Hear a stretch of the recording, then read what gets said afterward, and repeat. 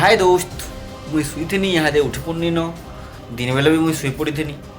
मुई यहाँ दे उठिकी मुँह टे धोईदेमी और आमर गाँव गोटे साइड के आपण को देखदेमी मोर ब्लॉग चैनल आपण सबको स्वागतम। मोर ना प्रकाश बोले रणा बाबू ब्लॉग वीडियो यहाँ आपने बहुत मात्रा वीडियो के लाइक सब्सक्राइब कर दौन और टे सपोर्ट करूँ कहीं बोले मुझे पूरा बड़ बिल्डिंग टे बनावार अच्छी रेटा माने 2 कान 3 कान लम्बरटा गोटे बनावार अच्छी से लगी मोर टे सपोर्ट करूँ मोर चैनल के स्किप नहीं करूँ दयाकोरी मोर चेष्टा देखूँ बहुत बहुत बढ़िया जिनिस भी देखेदेमी आपण मानकु और मोर टे मुँह टे दे दूचे आपको गोटे साइड देखे दूचे से टे ब्रेक नौचे मुझे भाई ब्रेक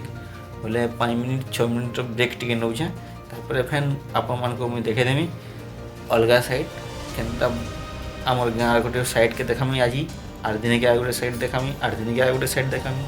आजटा देखून आमर गाँव गोटे साइड के सुंदर दिशे के स्टैंड मारुचन बिहा बर्पण हेबा इधर और सुई इधर उठुचे मुझे जस्ट 5 मिनिट हो